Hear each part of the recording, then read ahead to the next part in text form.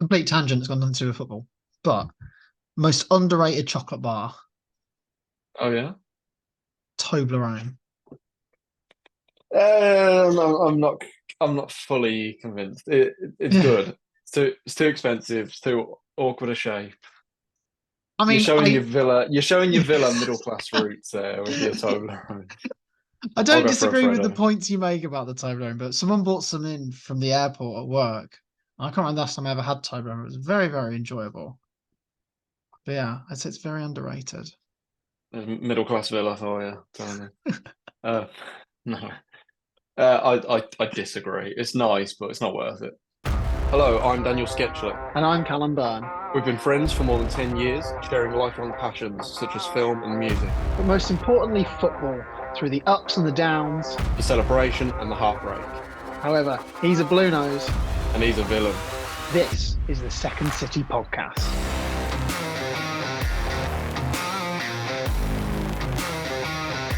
Hello, Dan. Hello, Cal. For real this time. Had a couple of false Yeah. starts. We weren't sure if we'd started or not. Dan was just rambling Callum started a away. con Yeah, Callum had started a conversation. I thought, oh, he must have just started the podcast. This feels like an intro. And then I just started telling him stuff he knows already, and he's like, "Oh, have we started? What?" No more. We're here for real this time. Oh. Um, how you doing? Yeah, Yeah, pretty good. Pretty good. It's been a good weekend. I was out at a party on Saturday night, so it was very, very nice, fun. And good. yeah, and then football was right. Yeah, football was all right, I guess. Nice. What about yourself? Uh, How was your weekend, Dan? it was really good, thank you. It was really good. Uh, as I just told you when we thought we were rolling. Um, yeah, it's good. I went to Blues on Friday night. That was really good. Obviously, this was pre. There's been a development since, which we're going to get into very shortly, very, very shortly. But the game was really great, and we will get into that more. Um, and then I went down to London on Saturday because I had tickets for London Film Festival. I had tickets for Scorsese's new movie. It's British, it's UK premiere. And the film was great. Scorsese was there himself. Pretty mad. Yeah, great night all round, to be honest. Went for a few beers afterwards. Lovely. The film's called Killers of the Flower Moon for anyone. Keep an eye out. It's out in a couple of weeks, I think. Um, so yeah, really good weekend, thank you. And obviously we met up for a beer on Thursday. We did indeed. Yeah, you were in Birmingham, so we had a quick Yeah, one before you went to the Villa game. yeah. Nice little spoons date. Yeah, yeah, yeah. Briar Rose in near New Street doing us a solid. Um, shall we address the elephant in the room?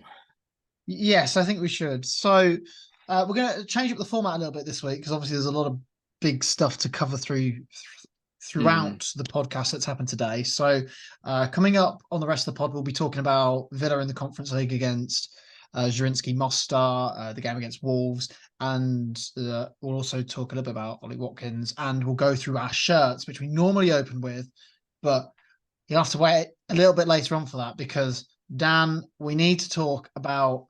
Should we talk about the timeline of the week that you've had as a Birmingham City fan and what has happened with the club going on from when we last spoke on the podcast about it is exactly a week ago. yeah, it is. Yeah, absolutely. Because this obviously normally we like react to the games like sort of in order, but obviously it kind of makes sense to maybe do the Blues games as a part of this big because obviously the context has kind of changed now. But yeah, so last Tuesday, Blues were back in action. We had been on a bit of a bad run. Obviously, in our last podcast, we talked about how Norwich just completely outplayed us, really. Yeah. But then I we were mean, back in were you action winless last. in September? Yeah, we didn't win a game in September. I think it was six without a win in all competitions. And then we played Huddersfield, though, who had just had Darren Moore go in and had started pretty well. I think they got a couple of draws against like Ipswich and maybe Coventry, I think. Coventry, yeah. But we were excellent on Tuesday night. We beat them 4-1. Ricky Dembele was genuinely one of the best individual performances I've seen in a long time at Blues. Scored two goals. He was absolutely outstanding. Koji Miyoshi was absolutely outstanding as well. Got a goal for himself. Jordan James scored a really good goal as well. So just a really satisfying night. We genuinely, what Norwich did to us, we did to Huddersfield that night. It was really satisfying. I can't remember the last time we scored 4 goals at home. Maybe Leeds at home, and we That would have been lost my 5-4. guess, but I can't say Yeah, I it wouldn't keep too shock me. close an eye on your results. No, that's the one that springs to mind. Correct me if I'm wrong, if anyone knows, in the comments or whatever. But yeah, so that was really satisfying. But then the big one was Friday night, where we had, I would argue, our biggest game of the season. Obviously, we're not in the same division anymore, so Baggies is our, for me, our biggest derby, our biggest game, and we won 3-1, and it was just we've talked a lot about Friday night games, and I don't know, I'm a big fan of them. Um, Everyone just felt up for it, great atmosphere. A couple of the blocks in the Tilton Lower were open for the first time since Wow. COVID, really. So yeah, just felt really positive. And then they did the whole pre-match show, the fireworks going off, and the fireworks were down our end this time as well. Just got everyone up for it, and I swear the fireworks are synced up to the music, the walkout music as well. I'm pretty Probably, sure. yeah. Yeah, and so really, I don't know, I appreciate that, and the flamethrowers going off as they walk out and everything. I think that's just so. I've got a lot of time for it. I think so much effort's gone into that sort of match day experience side of it. And then we went 1-0 down very early. John Swift scored a pretty. It took it really well, so kind of passed it in from outside the box. Um, then we got an incredibly lucky penalty. You have seen it, haven't you? Yes. Well, the two players just both It's slip over, don't they? And the ref points to the pretty spot. much. Like he maybe does so like Koji Miyashi's gone into the box, and I think he's tried to cut back, and the Baggies players come in, and he maybe does catch him a little bit, but it's not at all a foul. They both just sort of slip. No one even really appealed for it, but the ref gave a penalty for some reason. And up to that point, Baggies had been the better team for sure. But Bakuna steps up and scores, so it's 1-1. And then about 10 minutes later, Cody Dramer puts a great ball in, and Dion Sanderson gets his head on it, 2-1 before half time. Just fantastic. And then in the second half, we weren't like great, to be honest. Like our passing wasn't amazing, and Baggies had an unreal chance. Darnell Furlong had an unreal chance. Like a ball's come into the box, and he's met it, and he sort of slid and got his right foot on it, and it's somehow curved wide. I don't know how he's missed. Like, well, it's not an easy chance, but it's like it looked for all the world like he was going to take Yeah. that. And then Gary Gardner comes off the bench. Hogan and Duke link up really well, and we get a free kick when Hogan's fouled right outside the box. And Gary Gardner's just been subbed on, and genuinely, Gary Gardner's stepping up to take the free kick. I don't think anyone was expecting him to smack it top bins. Like what just like a genuinely great moment. Like just completely unexpected, and it was like the goal that we've talked before about goals that like really seal the win. Yeah. And that was one of them moments. Just a really good night. I can remember the last time like was at a game, and we're going into stoppage time, and everyone was just enjoying it. There was no like, oh no, 6 minutes or something. Yeah. Hold on for 6 minutes or 6 more minutes of this. Like everyone was just enjoying it. Really good game. Beaten Baggies 4 times in a row now, which is mad considering we hadn't beaten them. We didn't beat them from 2006 to April 2022. We didn't beat them. April 2022 was the first time we'd beaten them since 2006, but we've beaten them now 4 times in a row, which is quite mad. I think it's fair to say that we got lucky at times. Pretty even game in reality. At times, Baggies maybe were even the better team. But we got lucky and we rode with it, and the atmosphere carried it home. And I'll take it all day long because Baggies they are a good team. I think Corbrand's done something well there. I understand they've got issues of their own, but we took advantage of what luck we had, so I'll take that. And obviously Gary Gardner's goal, for his celebration, he's then ran to the dugout. Well, isn't it assume pretty much underneath the corporate boxes as well, isn't it? No, not so much. Not so much. It's like, No. nah, not really. The boxes are on like there are some boxes, but they're not. The more corporate ones are like on the copper side, basically. But he's run over to, I assume, Eustace. Looked like that from where I was. All the players have gone over. It's a big huddle. Really great moment, and it really felt like real sense of unity and really positive and so on. Obviously, that celebration is very interesting now because did the players know? Of course, this morning we're recording on Monday. Eustace has been sacked. Yeah. I mean, Well, it's it's funny in a way, Dan, because not what 3, 4 weeks ago we were talking about this exact subject and kind of talking about how sort of we couldn't really see it happening or sort of ludicrous it was, although maybe we were we did sort of say new owners do like to put their own manager in early in their tenure, but they usually wait for a big dip in form before they do that most of the time. So I mean, some of the reports about Eustace that I've seen today is that he was told before the Huddersfield game, right. Okay. which would line up with that dip in form. But then obviously you've won back-to-back games in the space of a week, and the picture has It's just yeah. completely changed, hasn't it?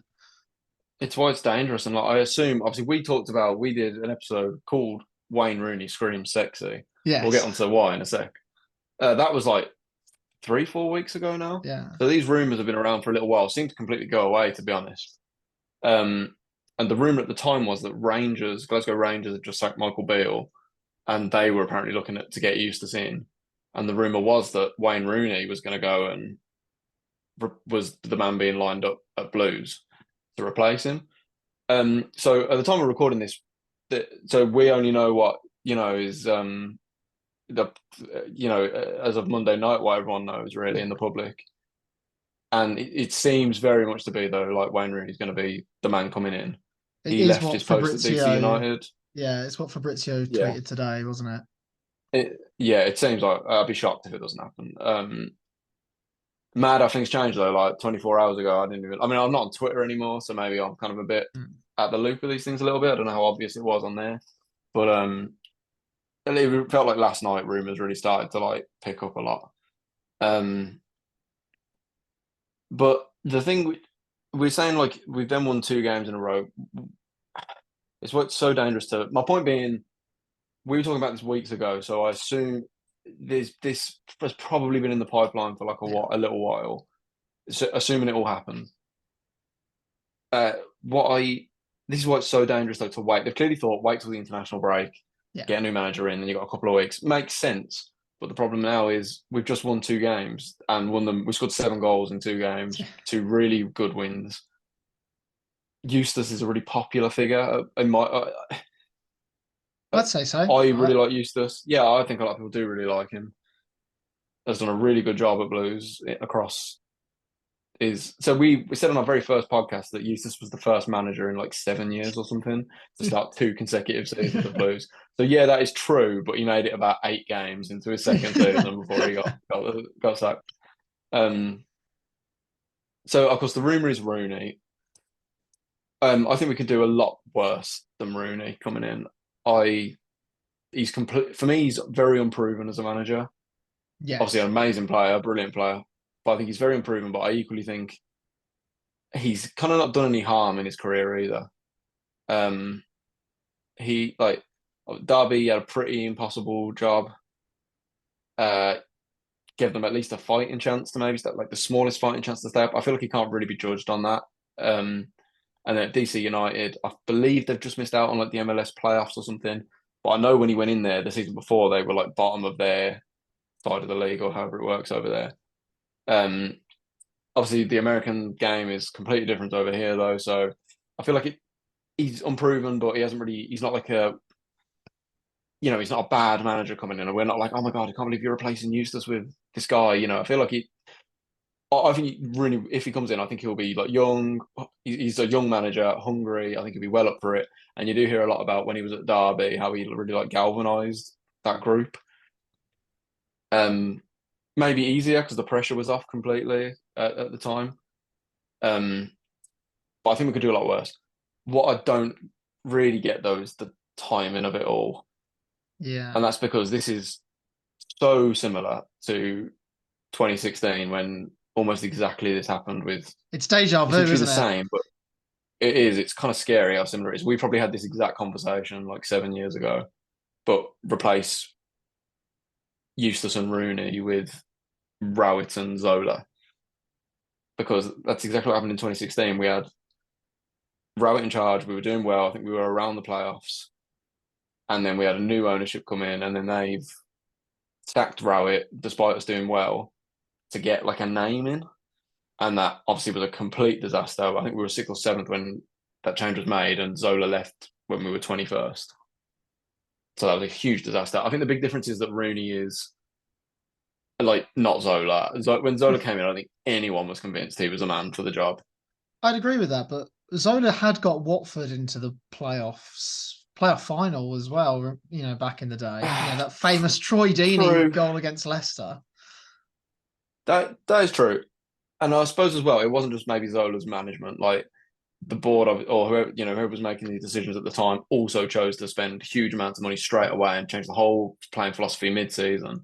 I'd be very surprised if that happens this time. I appreciate it's not as simple as they're changing the manager. Um, I just think if they were going to do this, they should have taken the chance to do it. I don't think, in my opinion, Eustace shouldn't have gone. I think he should have stayed. He'd done a good job at Blues. But if they were going to do it, they should have done it after that Norwich game, like Yeah. a week ago, And if they wanted Rooney to come in now, who has just left DC United, by the way, so it does look very much like it's going to happen. They should have just got a caretaker in for 2 games until the international break, then appointed Rooney. Um, so yeah, that's why I'm kind of baffled because if Norwich like completely battered us and we'd had a few bad results. So I think I wouldn't have been really on board with it, but I could have been like, okay, it would have just made more sense. Yeah. Well, it's funny. So when we talked in the episode, Wayne Rooney screams sexy. There is a clip that we put onto Twitter, and we threw it out to Derby fans to have their little say on Wayne Rooney, and we did get a couple of responses. So we had one which says he'll need a good coaching team behind him. Another one was Rooney was the face, but Liam Rosenior was the brains behind the operation from all accounts, and Liam Rosenior is doing a great job at Hull right now. Let's not forget. And the other one was guarantee most fans would rave about how good he was under the 21-point season, but many forgot he actually had pressure on him to keep us up during lockdown and nearly took us down. We needed a miracle last game of the season to keep us up after having one win in 16. ... Shit. So Okay, that's interesting. That is interesting. The Rosenior point is really interesting as well yeah, because he is doing a really good job at Hull. I've said to you before, I really rate Liam Rosenior. yeah.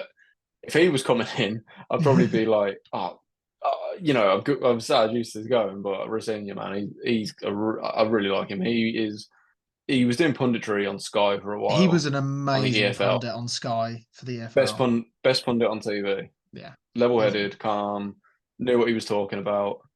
Like it kind of shocks me, like how poor some of the pundits are on TV these days, and you got smart people like him, at 1 in a million. Um, so yeah, I don't know what you make of it all. Like from a Villa perspective, a fan of a different club, it must like I mean, I'm looking at it obviously from the outside looking in and from the other side of the city. So for me, it's going to go one or two ways. It's either going to be like Zola and Rowett, or it'll be like Nigel Atkins and Pochettino at Southampton. And that was about 2016 as well, something like that, maybe a bit earlier, 2014 maybe. I just think it's a huge gamble. I think the way that I see it is that you've had the new owners have come in. There's been a lot of publicity behind them. They've gained a lot of credit in the bank with the fans. They've, they're changing some of the infrastructure in the club. The board level. They've put some money into the playing staff. They're keeping the club afloat. I mean, that was a bit of a tongue twister. I think you've almost been riding the crest of a wave at the start of the season. You're sixth in the league. People had you tipped near the bottom of the league. Last year everyone had you as dead certs to go down last year. So 17th yeah, on the face of it doesn't look great, but it was actually a really good achievement. And so and then to start the season like this, everyone from the outside will look at it and go, "You're sixth." yeah, I think it's just a huge gamble very early on in the tenure of the new owners, where you have got all this credit in the bank with the fan base, but you're sacking the popular manager kind of for no reason to get your big name manager. If this backfires, that could effectively ruin. If it goes like Zola, for example, you'll have fans outside the stadium at the end of the season saying Wagner out.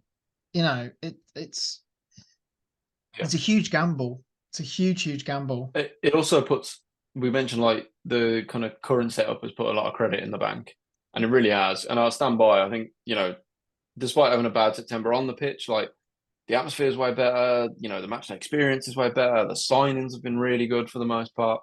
There is a lot to be positive about, but this puts them under a lot of scrutiny all of a sudden. I think, were willing to be patient.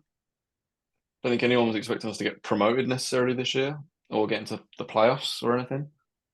I've just kind of said I think a top half finish would be like that would be a real positive. Top 10 would be like, Not great. being a relegation battle. 100%, yeah. But this puts a lot of pressure on Rooney, or assuming it's him, and it puts a lot of pressure on the board because it kind of has to work, otherwise questions will be asked. And that's exactly what happened with Rowett and Zola. It didn't work at all. And then the only way was down from there. Like everyone was really positive when they came in 2016. There are huge differences. Like this board have done everything right so far. This is the first thing where it's like, whoa, people are really questioning it. And obviously, I hope it works. Obviously, I'll back Rooney 100%. Like, he's done nothing wrong in this. I assume. Like, who knows? Yeah. But uh, but he's got, he's up. It's unforgiving league. It's going to be he's got a lot got to hit the ground running. Otherwise, it could be a tough time for him. That's exactly what happened with Zola. We didn't win. I think it took him like how many games was it? It was I mean, you only won a like lot. 2 games, didn't We you? won 2 games. Yeah, One out of of them was away 24. at Wolves, though. One of them So was where it was, and that was really good. But quickly, I'll just say, Eustace conducted himself brilliantly at Blues. Really likable. Did a good job, like you say. We were absolutely dead certs to go down last season, and he just brought a real unity back. Um, I hope he gets a good job on the back of his time at Blues. I think he definitely deserves one. And it wasn't all smooth sailing. Like, we had rough periods, like, for sure. Let's not like pretend like, oh, it was all great. And, there were bad, second half of last season was a little underwhelming.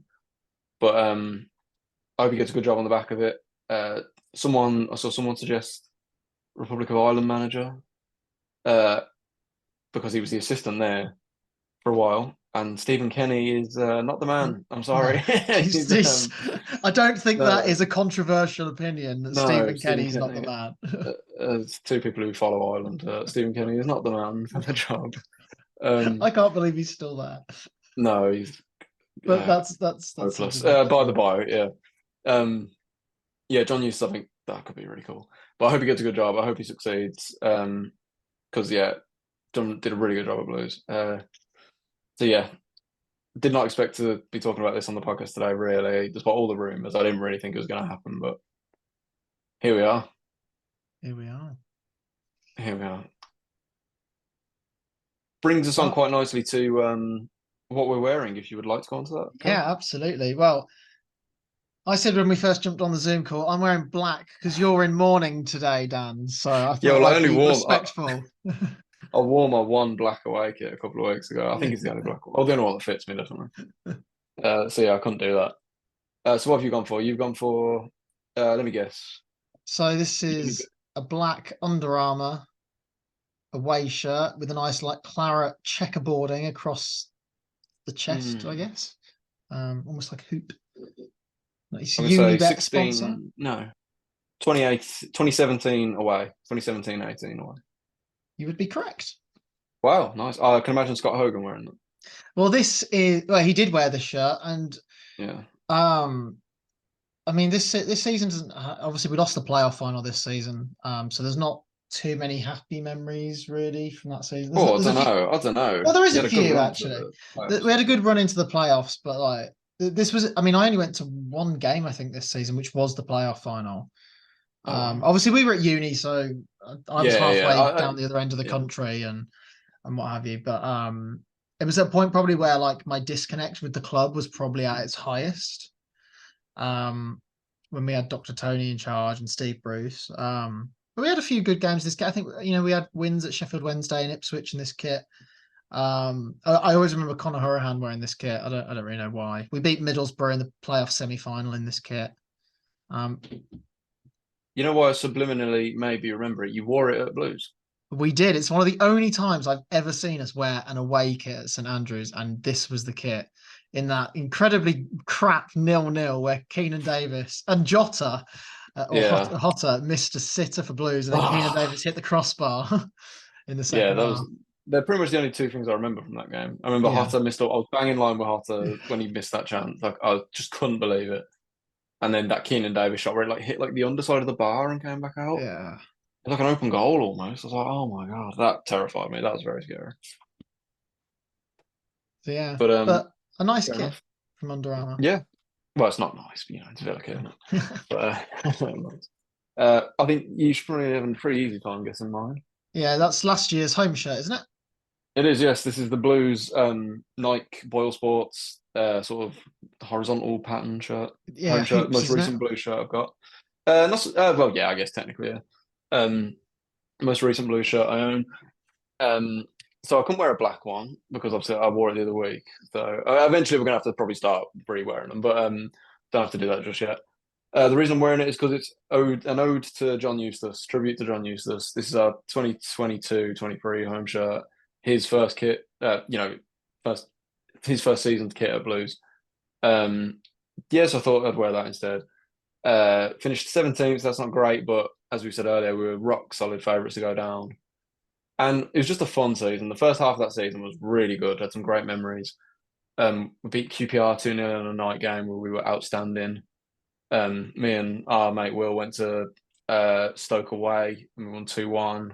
I think Harley Dean and Hogan scored. It was brilliant away day. We got stuck in Stoke afterwards, which wasn't great. No, we got stuck in Newcastle under Line. That's right. Yeah. Tell that story one day. But then later in the season, we beat West Brom 2-0 on a Friday night game. That was brilliant. Hannibal had one of the best individual performances I've seen from a Blues player. He was outstanding.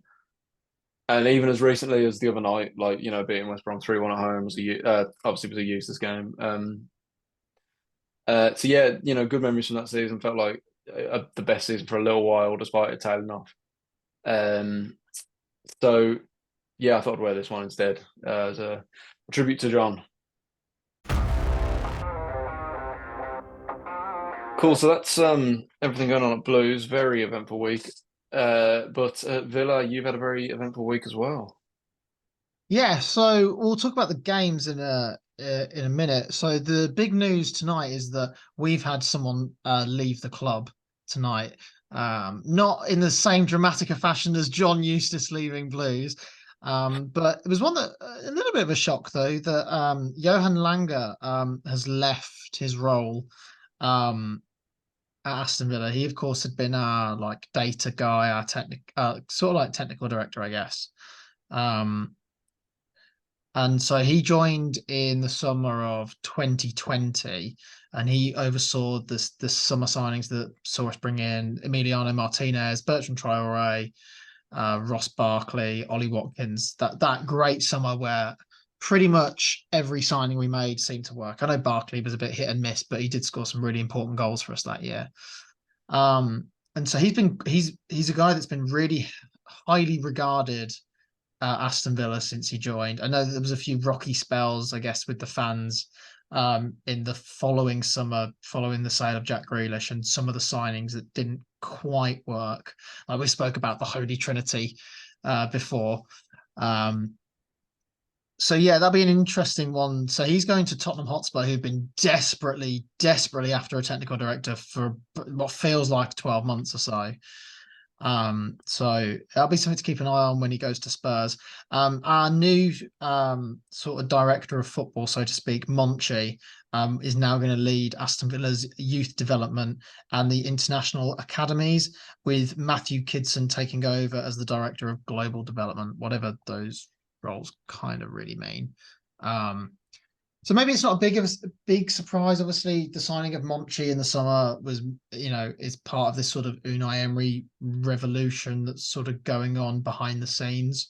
It's, obviously we've lost Christian Perslow as well in the summer because he was sort of moved aside for Chris Heck. So yeah, we'll see how it goes. We probably won't really notice it at all, and if we do, it'll probably take a good 2 or 3 transfer windows before you really start to see it.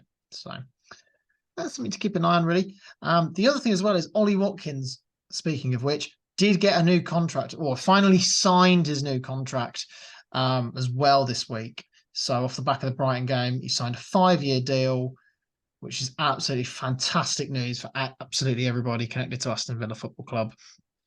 He had 2 years left on his current deal. And there had been a few rumours that maybe Arsenal was circling in January and a few others were keeping tabs on him.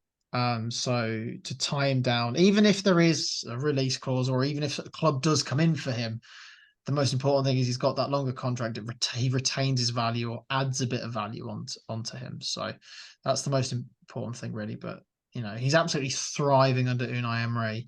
He's back in the England squad as well off the back of it. So, I'm so happy for him because he's a great player and he's been a huge asset to us over the last 3 or 4 seasons. So, and I think he's going to have a really big year. And I'm pleased that he's back in the England squad. I don't normally like our players being in the England squad because they never play. They get slated on social media. They get slated in the media. Or if they do well, they just get sold because the bigger clubs are all touting them. So, but because I wanted him to sign this contract, I really wanted him to be in this England squad. But I'm only glad he's in it and no one else is in it. I know some of our fans want Ezri Konsa, but I want our players on the training ground with Unai Emery. So, fair enough. But yeah, international break. Not one to really look forward to. Did you see the stuff about speaking of the international break? Did you see what they're doing to the World Cup, Dan? Yeah, so this is obviously we're going to probably go a little bit off topic for us here, but obviously we're more of a Blues Villa thing. But we love the World Cup, we love the Euros. They're absolute events for us. We get together for a lot of it and so on as a group.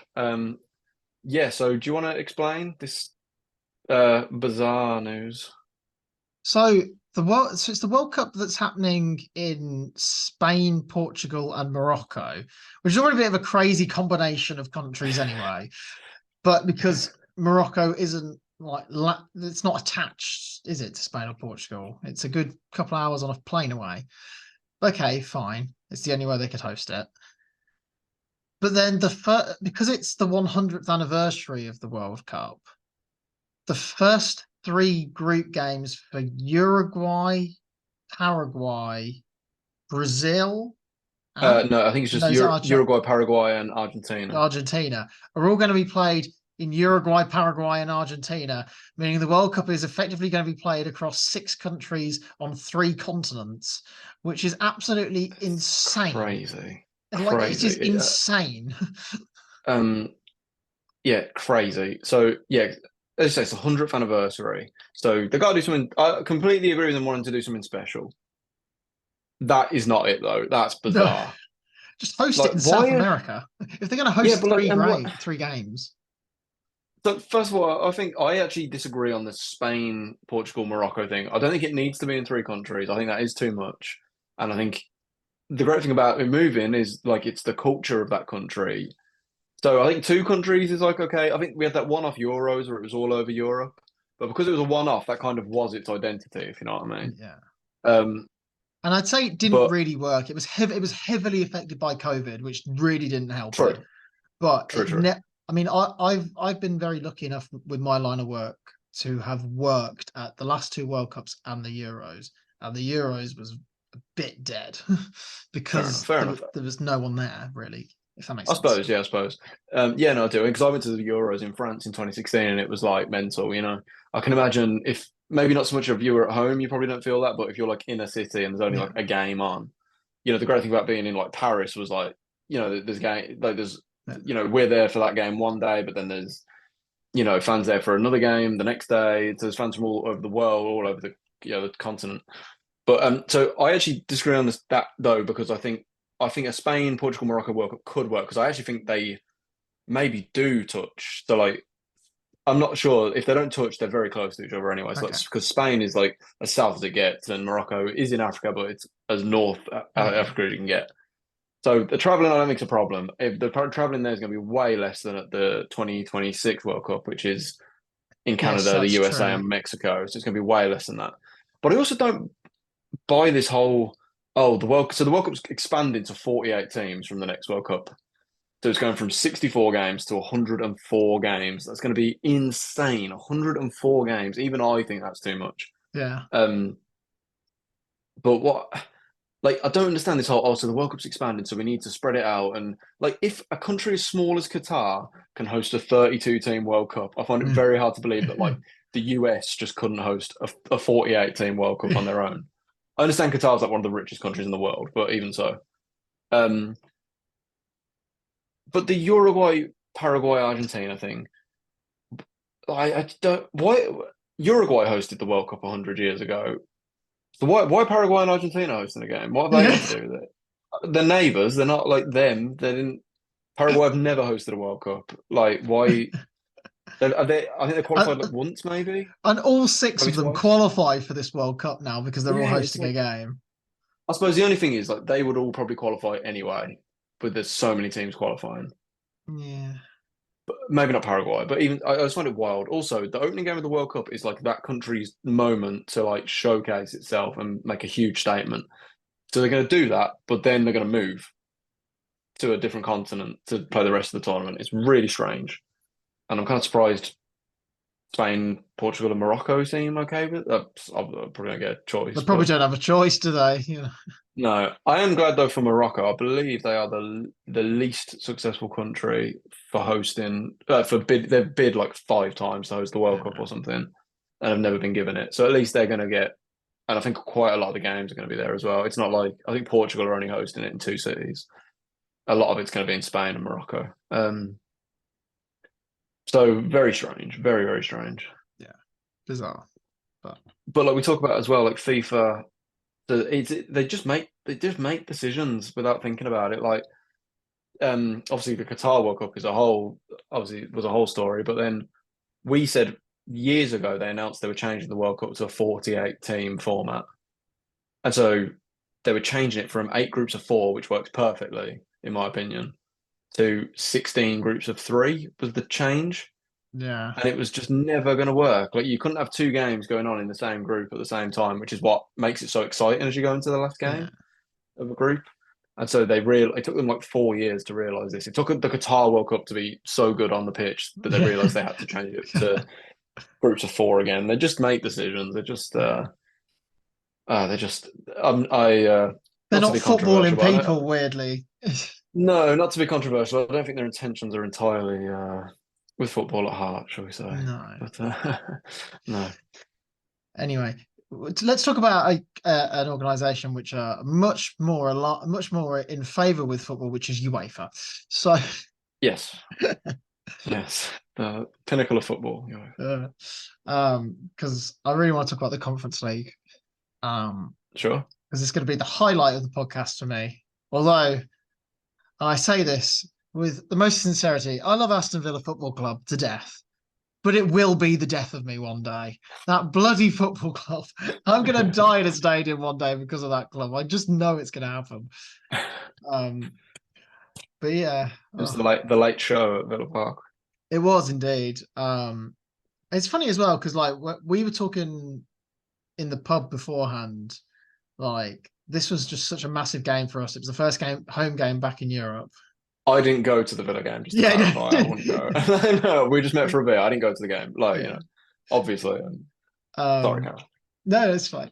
Obviously it's a huge game, like I guess culturally for the club, but we were also in that situation of it was a must-win game because we've gone and ballsed up the first game in Warsaw, so we had to go and win.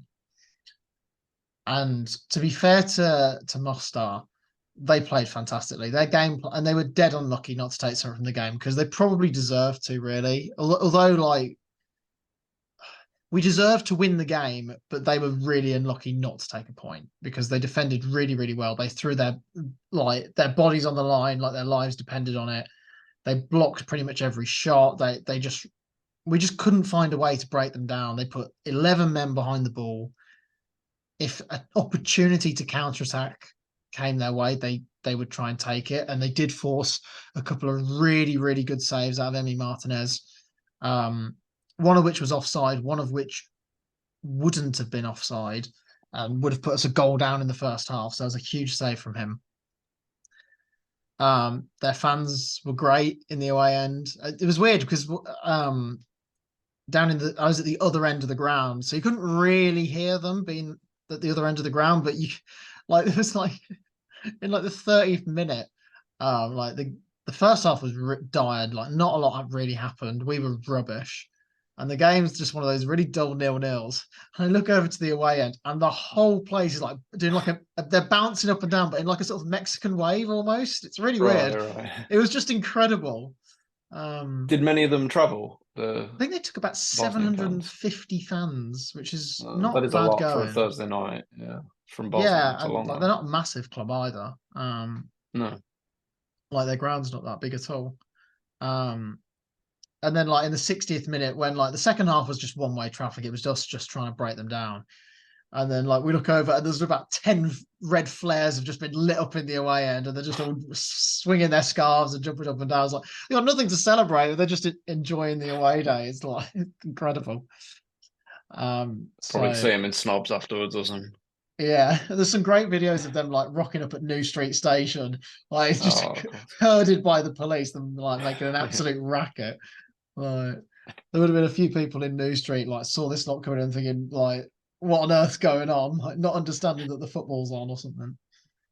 Um, but yeah, I'm sick to death of saying this at the moment, especially when we're playing in cup competitions. But disjointed teams lead to disjointed performances. So can we stop making 6 changes before every cup game at least? Because it's costing us badly in this competition. It cost us in the Carabao Cup. Okay, fine. We move on.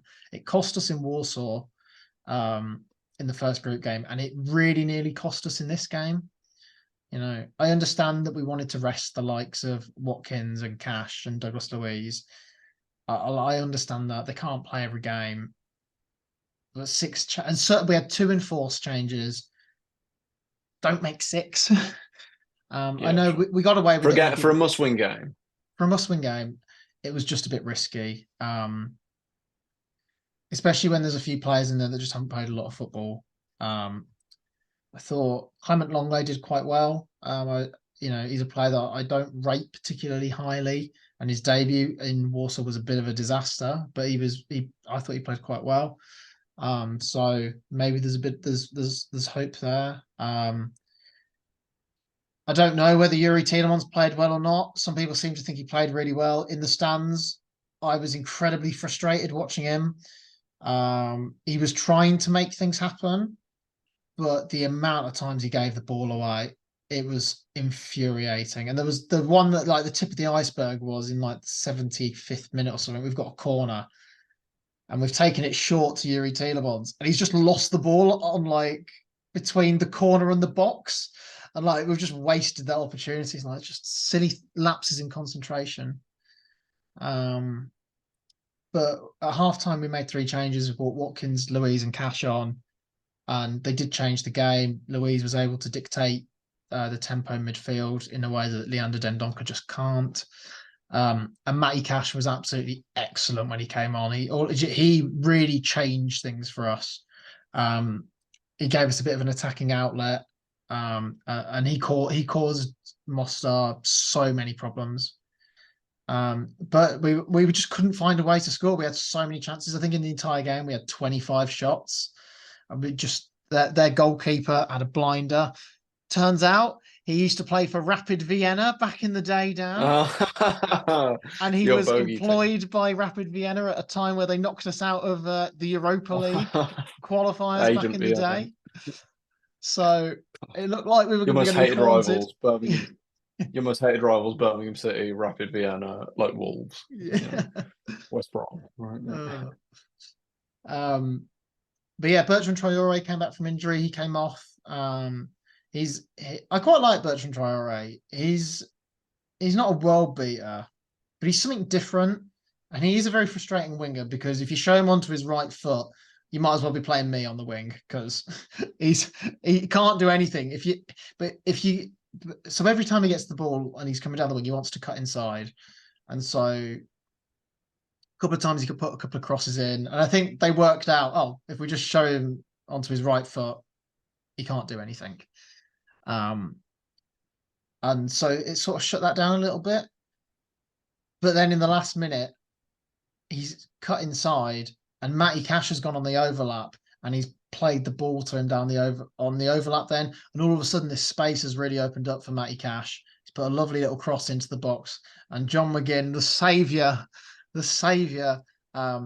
scored the winner. Playing at left back. Yeah. um, and won the game 1-0 for us. Absolute scenes in Villa Park, especially in the whole end. I've seen some really big goals at Villa Park. That was like the most insane sort of limbs I've had in Villa Park, probably since the playoff semi-final against West Brom when Conor Horan scored the equaliser. Christian Pedersen's goal there in 2018. 2018, yeah. No, since Conor Horan, yeah, I do remember that.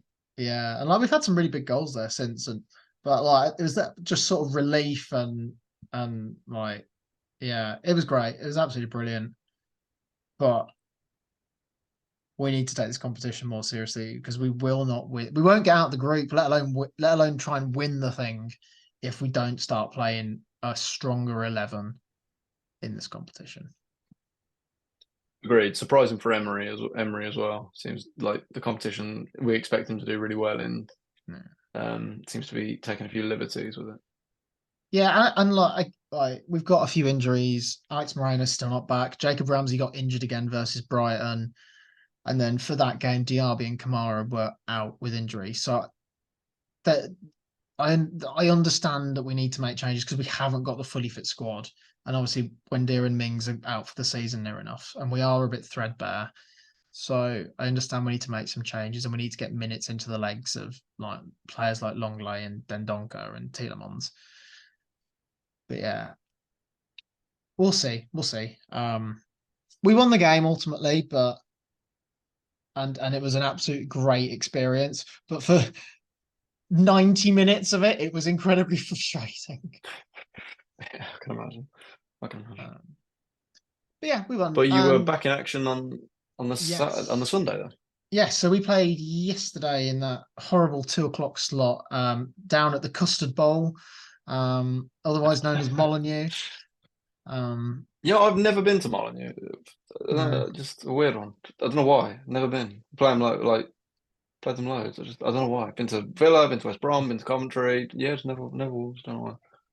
I mean, I've never been there either, but from what I've heard and what I can see on the telly, it looks like the away end is dreadful. Like it's the perfect way to ruin an away day for your opposition.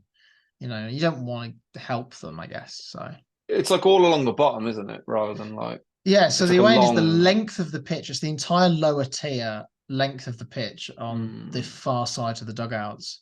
And so from what I've heard is like obviously like normally you're sort of all congregated in like a corner or like a block in most stadiums. And so you generate atmosphere through the upper and lower tier near enough or round the corner sort of thing. Whereas when you're spread out across the pitch, you end up with lots of different pockets trying to make an atmosphere or not really making an atmosphere, if that makes sense. So yeah, of course, yeah.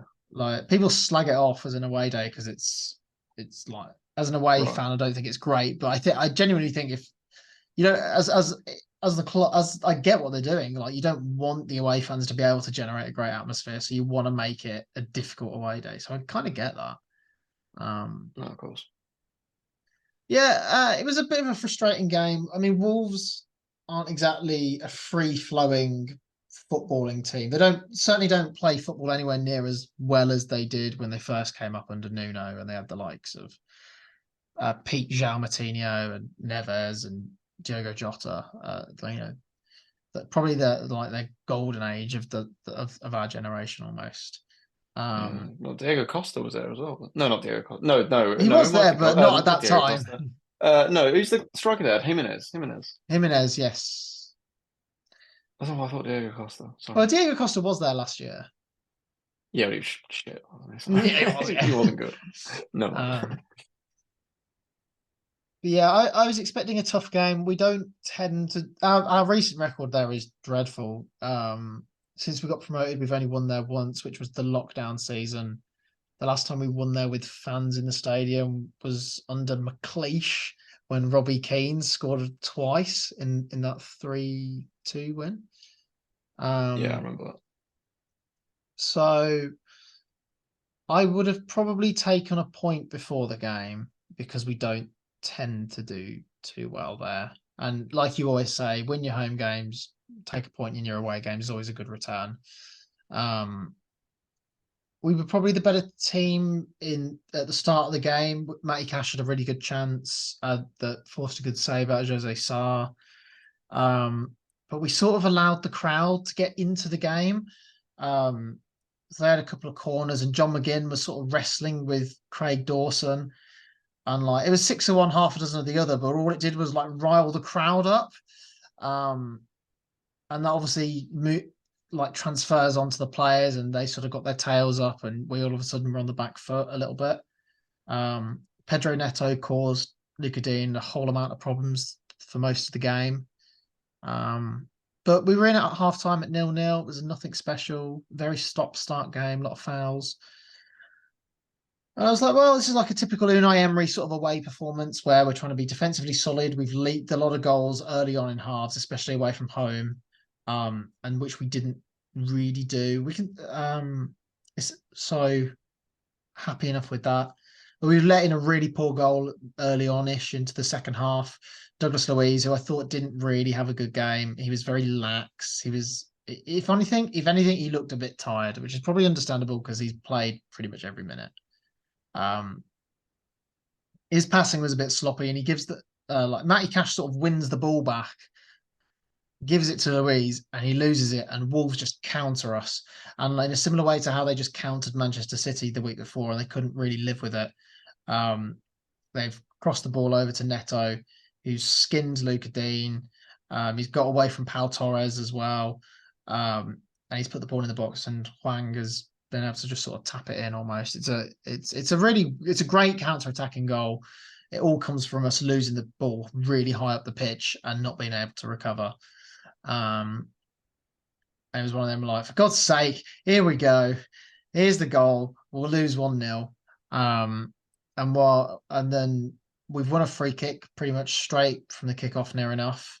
And while the whole place is singing shit on the Villa, they didn't quite get to the on the Villa because the free kicks come in. Matty Cash has laid it off to Ollie Watkins, who's chipped it over to the far post. And Torres, the lethal striker, Spanish striker. No, Pau Torres has tapped it in. Great finish. And yeah, 1-1, and we're back in the game. And I think that sort of gave us a bit of belief then that we could, it was like, oh, right, we're here, we can do this sort of thing. But Wolves, to be fair, they were very stop-start. They caused a lot of fouls. And we just couldn't really build on the goal to get the second one. And I feel like if we had got that second goal, especially would have been quick fire and got them both, we'd have been able to close the game out comfortably. And it looked like the game was just going to coast out to a 1-1. And then just as we're about to hit added time, Mario Lemina gets a second yellow. He's sent off. And all of a sudden we start playing. And that's what gave us the impetus really to start playing. And we just battered them for 12 minutes. We had so many chances. Ollie Watkins maybe should have had a penalty. It probably was, but it maybe would have been a bit soft. I can see why they didn't give it. It probably is a penalty. Ezri Konsa's had a great chance. Unfortunately, it fell to Ezri Konsa. He's a centre-back.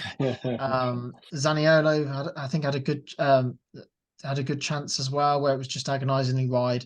And then with the last kick of the game, Ollie Watkins has hit the post. Like when it really thought like we were just going to win it right at the death, we were denied. But it's a point on the board. We're 5th in the league. We're averaging 2 points a game, and we are still in the title race. So, oh dear, embarrass yourself on the podcast. Why do it?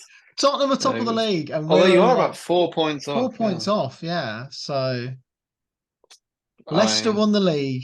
Never say never. They did win the league when all of the top 6, amazing achievement, but all of the top 6 decided to just have a year off basically that year in 2015-16. But very good. I mean, we were going to call. I was thinking of calling this episode like, it was going to be like West Midlands Grand Slam like reaction Yeah. or something. Because it was like we played West Brom, you played Wolves. Obviously with the Eustace news, it's all kind of been all our plans went out the window. But Yeah. Our running order has gone yeah, completely it's gone all over the crazy. place. It's gone crazy. But we'll probably be a bit more back to obviously it's the international break now. Yes. Um, but we'll probably get a bit more back to normal very soon. I would have thought. Yes. So next week we're planning to do another Second City story. Obviously we did Alex McLeish, um, 3 weeks, 4 weeks ago, Oh, it's more than whenever it that. Yeah, it's was. about Is it more five, than I think. that? Yeah, yeah, Yeah, these international breaks come around so quickly, and we've got another one in yes. November as well. Mm. So it feels like the season's a bit stop-start at the moment. So, It always does at this point. Yeah, but but yeah, yeah, we're going to do another one of these sort of in-depth character profiles on someone who's played for both Blues and Villa. So look forward to that. yeah. So we're thinking we're going to do a player next week, and I'll give you a clue as well. There maybe have been a clue throughout, some hints maybe Yeah. throughout the pod, but I'll give you a clue. It's not Eustace De La Cruz that we're going to do. No, it's not. No, Um, Blues legend. We'll get to him eventually. Yeah. That's all we'll say for now. But Yeah, if you have enjoyed this week's podcast, do subscribe on whatever platform you're on. Leave us a 5-star review while you're at it as well. Our analytics are doing really well actually. We can see the countries where people are listening in. We've got some dedicated listeners in Australia, Lithuania, Germany, and there's a couple in the States and Canada as well. So we see you. We haven't cracked Northern Ireland yet, but we have hit Lithuania. So nice. Yeah, and if you are enjoying this podcast, you can always follow us as well on Twitter or X, YouTube, and TikTok. And you can find us with the handle at Second City Pod. That's at Second City Pod. So the number 2 ND City Pod. And our link tree will be on the screen if you're watching the YouTube video now. Nice. And then so we'll do that next week, and then we'll be a bit more back to normal. But obviously, we could be talking about Wayne Rooney's first games at Blues. A side note, something we forgot to mention. The rumor is that Ashley Cole and John O'Shea might be coming in as his assistants. You know what my big thought is, and this is a closing thought. Can we get them in as players? Yeah. Just sign them, put them in the team. I think Rooney would be an upgrade on Hogan at the Well, minute. Wayne Rooney did manage. No, did he manage Ashley Cole? That was Lampard Yeah, he that did. managed Yeah. So Ashley this was we Cole. were talking about this. I was talking to someone about this earlier. Like, what's the why Ashley Cole? Like, I know they played together at England, but I think they did. I think he did manage him at Derby. I think. Yeah, because he played at left back in the playoff final when we got promoted. Yeah. So that that was Lampard. He's probably still there, probably. Yeah. Gosh. Well, on that note, anyway, Carl. I'll see you next week. See you next week, Dan. Have a good one. Cheers, dude. See you around.